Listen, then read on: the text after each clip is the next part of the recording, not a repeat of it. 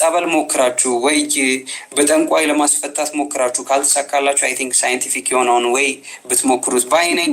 አቤት እውቀት አይደለ? አቦካው እኮ አቴቴ ጨሌ ምንም ስም ይሰጠው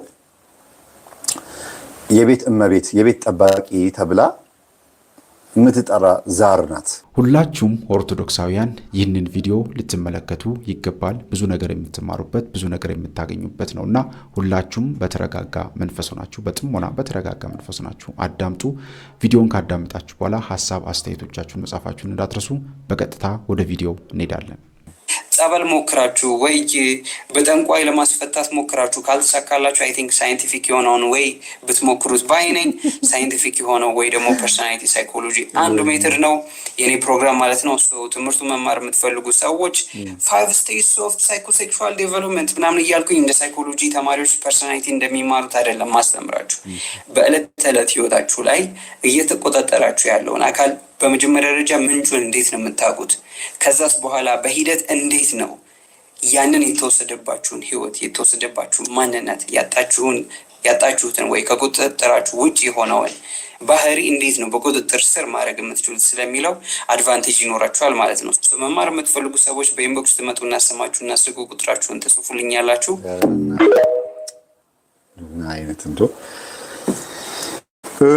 እንደዚህ አይነት ሰዎች አሁን ከተናገረው ነገር ውስጥ ምን ተማራችሁ? አቤት እውቀት አይደለ? አቦካው እኮ እውነታችሁን ነው።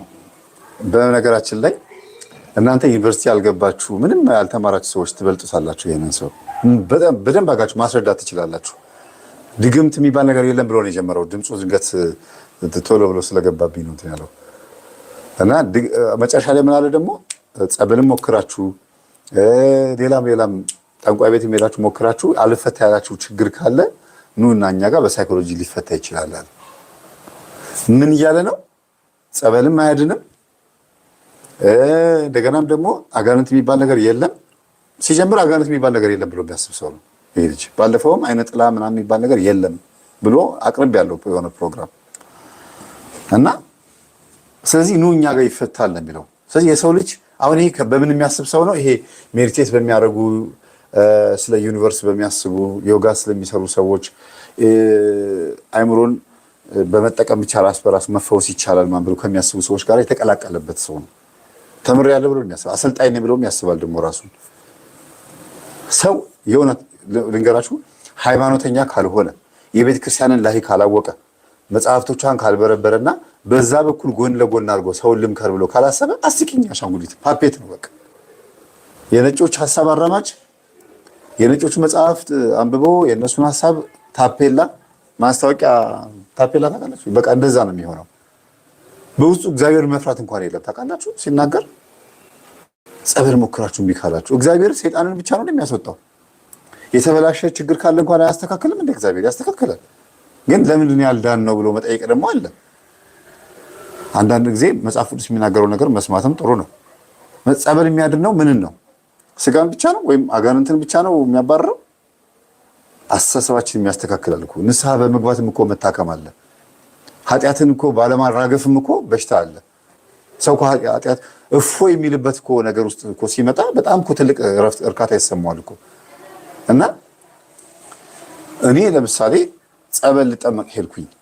ምንድነው ችግሬ? ውስጤ የሆነ የሚጨነቅ ነገር አለ። በህልሜም ይረብሸኛል ወይም በእውንም የሆነ ችግር አለ። በሽታም ይኖርብኝ ይሆናል። ልጠመቅ ሄድኩኝ። ከዛ አልወገድ አለኝ። አልወገድ ያለኝ እግዚአብሔር እዛ ቦታ ስለሌለ ነው። ጸበሉ ኃይል ስለሌለው ነው። ከጸበሉ ይልቅ ደግሞ የዚህ ልጅ ትምህርት ኃይል ስላለው ነው ማለት ነው። ወይም ይሄ ልጅ ምንድነው ራስህን አዳምጥ ስላለኝ ከጸበሉ ይልቅ ራሴን ሳዳምጥ ተፈወስኩ ማለት ነው። በጣም እኮ የሚገርም ነው። እናንተ ደግሞ ወደ ዩቲዩብ ወደ ቲክቶክ ወጥተው እንደዚህ ነገር ስሙ ሐሳብ አለን ብሎ ሲያወጡ ሲናገሩ የሚገርመኝ ያንን ያክል ግብዲያ የቀጭኔ ምላስ የሚያክል ከረባት አድርጎ እንደ ምሁር ጃኬት አድርጎ እንደዚህ መጥቶ በቃ እንደ ምሁር ሲያወሩ ነው የሚገርመኛል። እና ሰው የማይድነው ለምን እንደሆነ መጽሐፍ ቅዱስ ተጽፏል። ስለምንድን ነው ይሄ አጋንንት ያልወጣው ብለው ጠየቁት። ማቴዎስ 17 እና ማርቆስ 9 ላይ 9:26 ላይ 27 ላይ ለምንድን ነው ይሄ መንፈስ ያልወጣልን ሲሉት ስለ እምነታችሁ ማነስ ነው አላቸው። ስለዚህ ሰው ጸበል ተጠምቆ ካልዳነ እምነቱ አንሷል ማለት ነው። እምነቱ ችግር አለበት። ሊያስፈውሰው የሚያበቃ እምነት ሊኖረው ይገባል። እምነቱን የሚያገኘው ግን ሳይካትሪስት ጋር ወይም ደግሞ የስነ ልቦና መምህራን ጋር አይደለም። እዛው ትምህርቱ ላይ ነው፣ ሃይማኖቱ ላይ ነው። በእግዚአብሔር ተስፋ ማድረግ አለበት። ጠንቋይን የሚያክል ወራዳ የሆነ መንፈስ ላይ የተጠናወተውን ሰውዬ እምነት ጥለውበት እግዚአብሔር ጋር ሲመጡ ይጠራጠራሉ ሰዎች። ይገርማል። በደብተራ ተስፋ አድርገው በመካደም ቡና በማፍላት በምናምን ተስፋ የሚያደርጉ እናቶች ኑና ንስሐ ግቡ፣ ኑ ተጠመቁ፣ እግዚአብሔር እኮ ይሻላቸዋል ሲባሉ ጠይቀውት እምቢ ስላላቸው አይደለም። ውስጣቸው በመንፈስ ስለተያዘ አይመጡም። ሁልጊዜ ሙከራቸው ምንድነው? ጠንቋይ ጋር፣ ደብተራ ጋር፣ እዛው ቦታ ላይ ነው ሀሳባቸው። በዛ ነገር ካልዳኑ መጨረሻ ላይ ተስፋ ቆርጠው ወደ ማን ይመጣሉ? ወደ ሕክምና አይደለም፣ ወደ እግዚአብሔር ነው የሚመጡት። ምክንያቱም ሕክምና ላይ የሚሄዱት መጀመሪያ ነው። ሕክምናውን ቢሲላቸው ጠንቋይ ጋር ይሄዳሉ። ከዛ በኋላ ነው እግዚአብሔር መጨረሻ ማሟሻ ነው አይደል? ይሄ ተሳሳትኩኝ? የዚህ ትውልድ ትክክለኛ አሰራር ይሄ አይደለም? መጀመሪያ ችግር ሲመጣባቸው ያማክራሉ፣ ሕክምና ጋር ይሄዳሉ። ሕክምናውን ቢሲላቸው ጠንቋይ ጋር ይሄዳሉ። ጠንቋይ ደግሞ ቢሲላቸው ደግሞ ጸበል ጋር ይመጡና እባክህ ፈውሰኝ፣ እባክህ አድነኝ እያሉ ይለማመኑታል። ይሄንን እምነታችሁን አስተካክሉ ነው የሚለው መጽሐፍ ቅዱስ። በእግዚአብሔር ተስፋ አድርጉ ነው የሚለው ራሱ እግዚአብሔር። በእኔ ተስፋ አድርጉ እኔ ቅዱስ ነኝና ቅዱሳን ሁኑ ነው የሚለው። እና መተት የለም። በደብተሬ ውስጥ ደም የነካው ወረቀት አገኘሁና ወይም ደግሞ እንደዚህ ተደረገብኝና ምናምን መተት ተደረገብኝና ከዛ ይኸው እምቢ አለኝ፣ ቢዝነስ እምቢ አለኝ፣ ትምህርቱን እምቢ አለኝ አትበል። እንደዚህ የሚባል ነገር የለም ነው የሚለው ልጅ። ያልተነካ ግልግል ያውቃላሉ። በነገራችን ሁለት ሰዎች ሲደባደቡ ሲጣሉ ማለት ነው ሲጣሉ ይሄኛው እየተማታ ከነበረ ሲገላግሉት ምንም አይመስለው። እየመታ ያለ ሰው ናና በቃ ሲሉት ጊዜ ምንም አይመስለው። በቃ ታረቁ ሲባል ችግር የለውም ራሱ እኮ ነው ነገር የፈለገኝ ብሎ የሚታረቀው ማን ነው? ደብዳቤው ነው። የተመታውስ አይበርድለትም። አለቅም እገላለሁ እኔ እናንተ ማን ይላል? ሲታረቅ ራሱ ደስተኛ ሆኖ አይታረቅም አይደል? ያልተነካ ግልግል ያውቃል ማለት ይሄ ነው። ስለዚህ ይሄ ልጅ ተመችቶታል። ለሰይጣን ምቹ የሆነ ልብ ያለው ልጅ ነው። ለሰይጣን አስተሳሰብ የተመቸ ስለሆነ በየትኛውም በኩል አይተናኮለውም። በቃ ዝም ብሎ ወይም ምናልባት የሆነ ችግር ሊኖርበት ይችላል እኮ ግን እነዚህ ጸበል ላይ እንደተጎዱ ሰዎች ወይም ደግሞ ችግር አለብን ብሎ እንደሚሉት ሰዎች አልታመመም። ምናልባት ልጸልይ፣ ልስገድ፣ ልጾም፣ እስቲ ሃይማኖታዊ ስርዓቶች ውስጥ ልግባና እግዚአብሔርን ላገኘው ብሎ ቢነሳ ቢጀምር ጥሩ ህልም ሊያይ ይችላል። እግዚአብሔርን ባያገኘው በህልም ያስተምረዋል። ግን ወዶ ፈቅዶ የገባበት ፍልስፍና ስለሆነ ወዶ ፈቅዶ ከዛ ፍልስፍና መውጣት አለበት። እግዚአብሔር ኤክስፐሪመንት ወይም የሙከራ አምላክ አይደለም። እስቲ ልሞክረው ብለን የምንጣበቅበት አይደለም እግዚአብሔር። እና ድግምት የሚባል ነገር የለም ብለው የሚያስቡ ሰዎች ራሳቸው አዚም ያለባቸው ሰዎች ናቸው። ድግምት ያለባቸው ሰዎች ናቸው። ያው መንፈስ ነው እንደዚህ እንዲያወሩ የሚያደርጋቸው። የለሁም እያለው ስለሆነ የለም በል ይለዋል። የለሁም እያለው ነው በውስጥ በኩል እና ተይዘዋል። በጣም ብዙ ሰዎች ተሸውደዋል። ለዚህ ነው ትንቢተ ዳንኤል ምዕራፍ 12 ላይ እውቀት በመጨረሻው ዘመን እውቀት በጣም ይሰፋል፣ በጣም ይበዛል፣ ሁሉም ሰው ይመረምራል፣ ግን አንተ መጽሐፉን ዝጋው፣ አትመና ዝጋው፣ በማህተም አትመህ ዝጋው ይለዋል። ብዙዎች ይመረምራሉ፣ ብዙዎች ያውቃሉ፣ ግን አንተ ዝጋው ይላል። ብዙዎች የጠፉትን ደግሞ የሚመልሱ ደግሞ እንደ ፀሐይ የሚያበሩ ጻድቃን ደግሞ ይነሳሉ ይላል። ስለዚህ እንደዚህ አይነት አስተሳሰብ ያለው ሰው ጤነኛ ነው ብዬ አላስብም። መተት፣ አይነ ጥላ፣ ድግምት፣ መንፈስ፣ ቡዳ ምናምን የለም ብለው ሁሉ ነገር ወደ ሳይንስ ለመውሰድ ከሃይማኖት ህዝብ እንዲወጣ የሚደረግበት ሲስተም በራሱ የሚገርም ነው። አንዳንዱ እግዚአብሔር የለም ብሎ ይነሳል፣ አንዳንዱ እንደዚህ ይነሳል። ምን ያህል ህዝቡ መንፈስ የሚባለውን ነገር ማወቅ እንደማይፈልግ። እግዚአብሔር የሚባል ነገር የለም ካለ መንፈስ ነው እግዚአብሔር አይደለ? መንፈስ የለም ነው።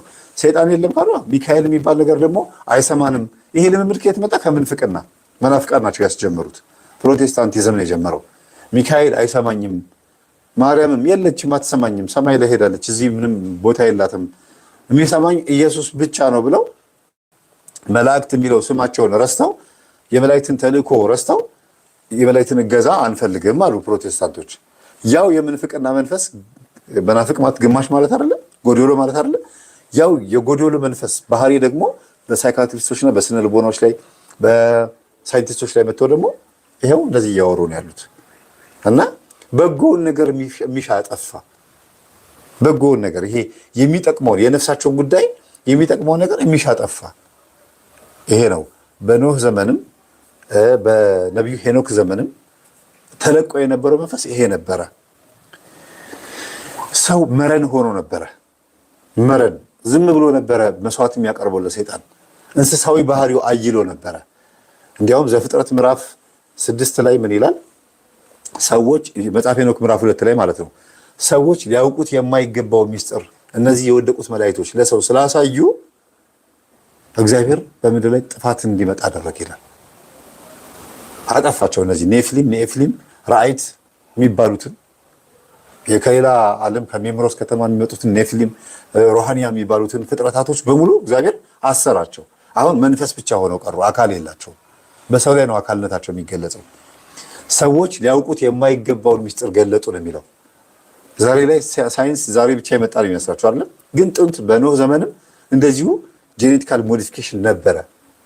አንበሳን ከበግ ጋር፣ ፍየልን ከምናምን ከውሻ ጋር ማዳቀል፣ ንስርን ከፈረስ ጋር እያዳቀሉ እንስሳትን የሰውን ቅርጽ ሰውን ራሱ ከአሳማ ጋር፣ ሰውን ከፈረስ፣ ሰውን ከአንበሳ ጋር እየቀላቀሉ እንደ ሳንታውረስ የሚባሉ ግማሽ ሰውነቱ ሰው ግማሽ ሰውነቱ ደግሞ ፈረስ የሆነ ፍጥረት እስከ መፍጠር ደርሰው ነበረ። በወሲብ ብቻ ግን አይደለም፣ በጣም ቶፕ ደረጃ የደረሱ ነበሩ። ዘመሚ የሚለውን ፊልም ካያችሁት፣ ሌሎችም ፊልሞቻቸውን የነጮችን ፊልሞች ካያችሁት በጥንት ጊዜ ቴክኖሎጂ እንደነበረ ይናገራል። እግዚአብሔር አጥፍቶት ነው። ቴክኖሎጂ ነበረ። ሰዎች ሊያውቁት የማይገባው ሚስጥር አሳወቋቸው ማለት ይሄ ነው። ትንቢተ ኢዩኤል ምዕራፍ 2 አንብቡት። ትንቢተ ኢዩኤል እነዚህ ፍጥረታቶች ወደ ምድር ሲመጡ ምን እንደነበረ ይናገራል። በፊትም ምን እንደነበረ አሁን ምን እንደነበረ ይናገራል። ከጥንት ጀምሮ የነበረ ነገር እንደሆነ ሲያጠፋቸው እንደገና ህዝቡ መልሶ እንደገና ከግብርና ሲነሳ አሁንም ደግሞ ቴክኖሎጂ ከፍ ሲል ሲያጠፋቸው አሁንም እያለ ነው ምድር 8000 ዘመን የተቀመጠችው። ዝም ብሎ አይደለም። ከጥንት ጀምሮ እስካሁን ገበሬ ሆነን በዚህ 200 ዓመት ብቻ አይደለም ቴክኖሎጂ የመጣው። በጣም ከፍ ያለ ትውልድ ሲመጣ ዝቅ ሲያደርገው እግዚአብሔር ለምን? ከፍታው የኃጢአት ከፍታ ስለነበረ ነው።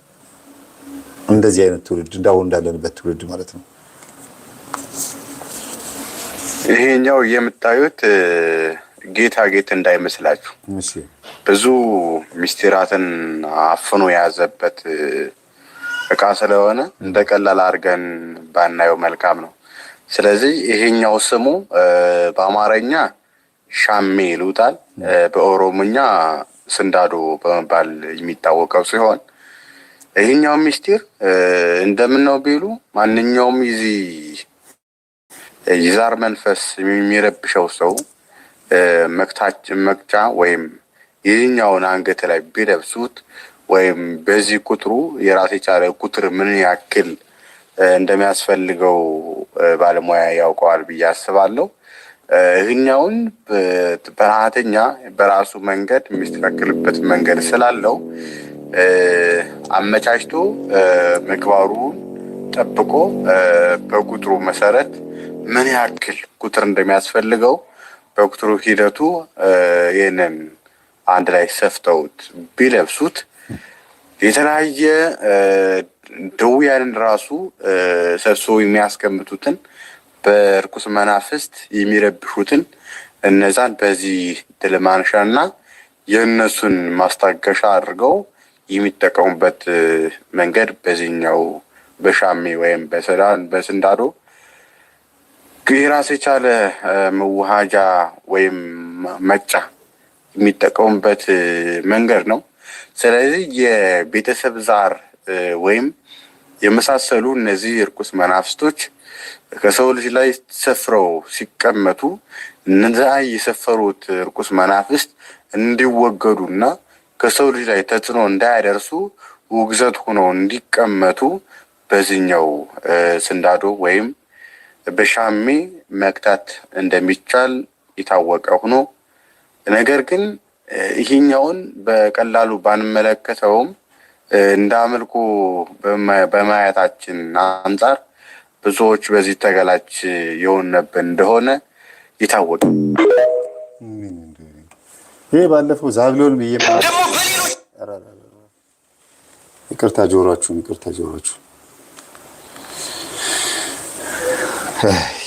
እንግዲህ ሻሜ ወይም ስንዳዶ ብሎ ስንደድ ነው የምትሉት መሰለኝ እናንተ ብለው ቤት ውስጥ ያስቀምጡት እንደነበረ አጥንቶ መምጣቱ ነው ለሱ ቤት የሰው በጣም የሚያሳዝነው ነገር ይሄ ነው።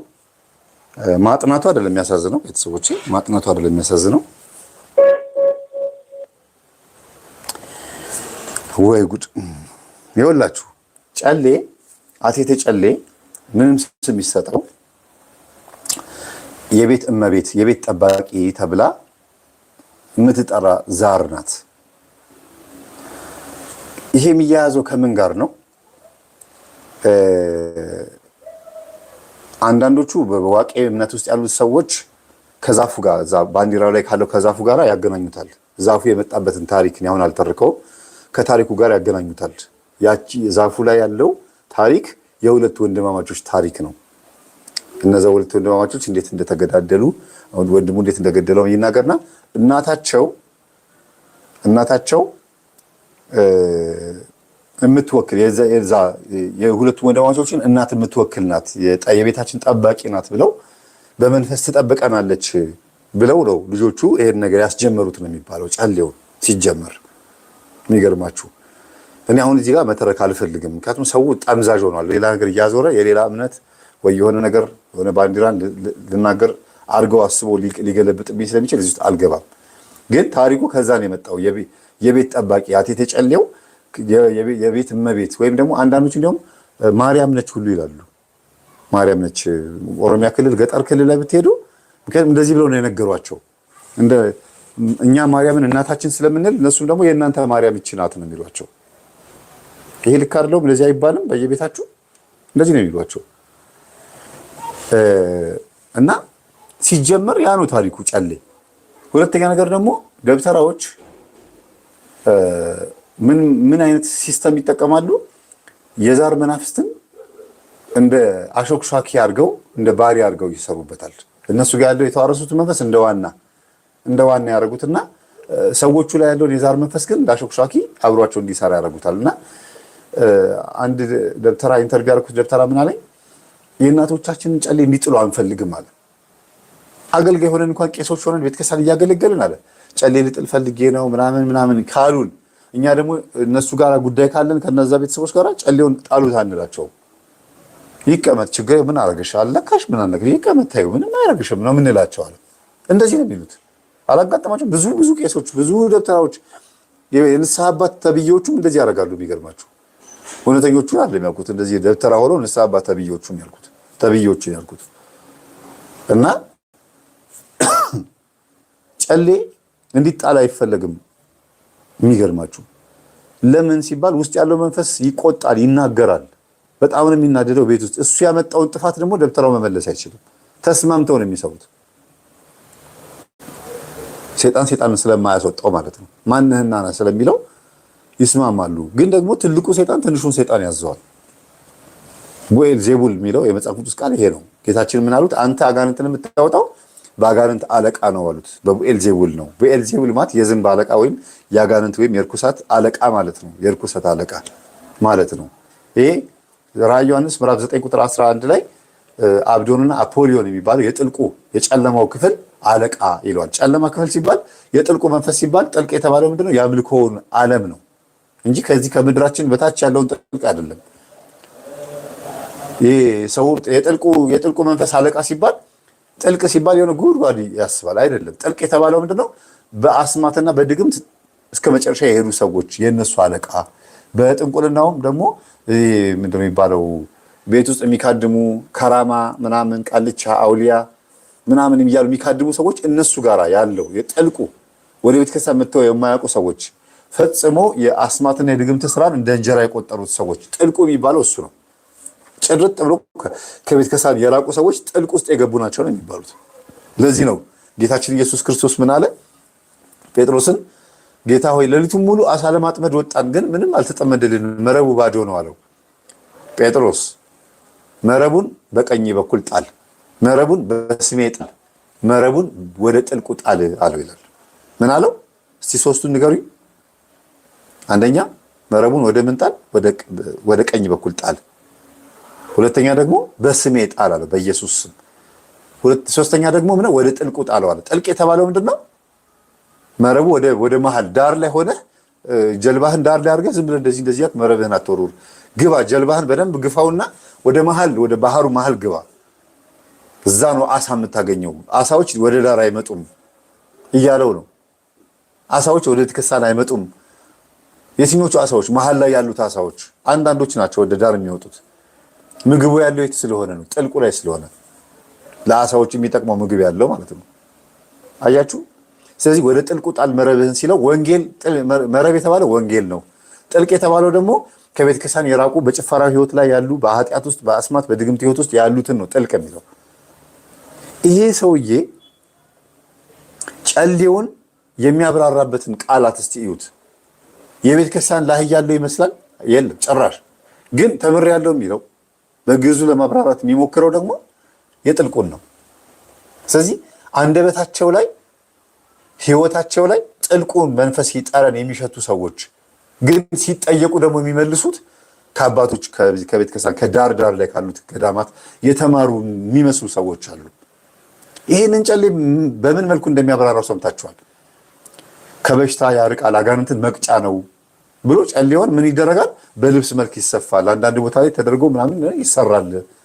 እንግዲያውስ ጨሌ ያለባቸው ልብሶች በሙሉ ምንድናቸው? የግንባር ላይ ፎቶ ቤት ሄዳችሁ ጨሌ ምናምን ተደርጎ ግንባር ላይ ተደርጎ ምናምን የተሰፋ ፎቶ የተነሳችሁ ሰዎች በሙሉ በምክንያት እንደተሰራ በዚህ ማወቅ ትችላላችሁ። ይሄ ነው ትልቁ ጉዳይ። ዘመናዊነት አይደለም፣ ባህልም አይደለም፣ አምልኮዊ ነው። ባዕድ አምልኮ ነው እንጂ ባህል አይደለም። የኢትዮጵያዊነትን ባህል የሚገልጽ እየመሰላችሁ ፎቶ ቤት ሄዳችሁ አንስታችሁ የምትለብሱት ልብስ፣ የምታጌጡበት፣ የምትይዙት ቅል፣ የተለያዩ ጭኮ ምናምን የሚደረግባቸው ጨሌ ያለባቸው እቃዎች፣ በጣም ብዙ እቃዎች ከባዕድ አምልኮ ጋር የተቆራኙ ናቸው። ዝም ብለው አይደሉም። እንደው ጌጥ መስሏችሁ ባህል መስሏችሁ ዝም ብላችሁ ፎቶ በመነሳት ብቻ ፖስት አታርጉ። ችግር አለ። ኢቭን ልጆቻችሁን ፀጉር ቤት ራሱ ቁጥርጥር ልታሰሩ ስትሄዱ ጨሌ ፀጉራቸው ላይ ጨሌ እየተደረገ ምናምን እየተደረገ ይሰራል አይደል? ጨሌ ለምንድን ነው የሚሰሩት? ፋሽን ነው። ማን ነው ይሄን ፋሽን ያመጣው? ፀጉር ቤቶች። ግን ጨሌው ለምንድን ነበር የሚደረገው ፀጉር ላይ? ገጠር ውስጥ ያሉት እናቶች ፀጉራቸው ላይ ጨሌ የሚያደርጉት ለምንድን ነው? ምን አይነት ማዕረግ ደረጃ የደረሱ ሰዎች ሴቶች ናቸው? ይሄ ማወቅ ያስፈልጋል። የየትኛው ብሔር የየትኛው አካባቢ ሰዎች ለምን ለየትኛው ዛር መንፈስ ይሄን ጨሌ ያደረጉት ነበረ ብሎ ማሰብ በጣም ተገቢ ነው። ጥናት ማለት እንደዚህ ነው።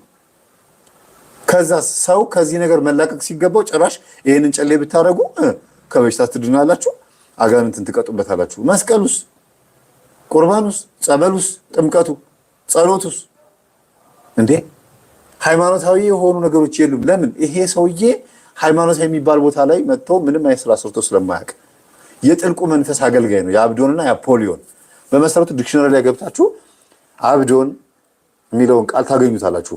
አባንደንድ ብላችሁ ብትገቡ የተተወ ባዶ ቦታ ምድረ በዳ ማለት ነው ይላል። አባንደንድ ዲክሽነሪ ላይ ማለት ነው። እንግሊዝኛ ላይ አብዶን የሚለው አባንደንድ ከሚለው የግሪክ ቃል የመጣ ነው። ሚስተሪየስ ስትሉ ሚስጥር፣ እኛ በአማርኛ ሚስጥር የምንለው ሚስተሪየስ ብሎ በእንግሊዝኛ ያመጡታል። ግን ሚስተሪየስ የሚለው ከግሪክ የወጣ ቃል ነው እንደምንለው ማለት ነው። አባንደንድ ማለት ምንድን ነው? ባዶ ቦታ ማለት ነው። አብዶን ባዶ፣ የተጣለ የወደቀ ማለት ነው። አፖሊዮን ማለትም ደግሞ ልክ እንደዛው ነው። ቃሉ ትርጉሙ በዕብራይስጥ አብዶን ይለዋል፣ በግሪክ ደግሞ አፖሊዮን ይባላል። አፖሎ ተብሎ የሚጠራ እስቲ ድርጅት ጥሩልኝ። አለ? የለም? አለ። አብዶን ተብሎ የሚጠራ አለ። በጣም ብዙ ቦታ ላይ አለ። እና ይሄ የጥልቅ መንፈስ ሰዎችን ሲያስተምር ይላችሁ እንደዚህ በራሱ ሰዎች አድርጎ ሲያስተምር አያፍርም። ፊት ለፊት በቲክቶክ እና በማህበራዊ ሚዲያ መጥቶ ሲናገሩ አይፈሩም። እንደ መድኃኒት ነው የሚናገሩት። ጊዜው ስለሆነ ነው። ለምን? የጥልቁ መንፈስ ከታሰረበት ተፈቷል። በመጽሐፈ ሄኖክ ላይ 1000 ዓመት ሲሞላው ይፈታል እንደሚለው ማለት ነው። ማነው መጽሐፈ ራዕየ ዮሐንስ ላይ 1000 ዓመት በኋላም ተፈታ ነው የሚለው አይደል? ያው እንግዲህ ስለተፈታ ግብረ ሰዶሞቹን በዙ። ለምን? ተነግሯል። ያኔም በሰዶማውያን ከተማ እግዚአብሔር ከፈቀደ እንግዲህ አሁን ወደ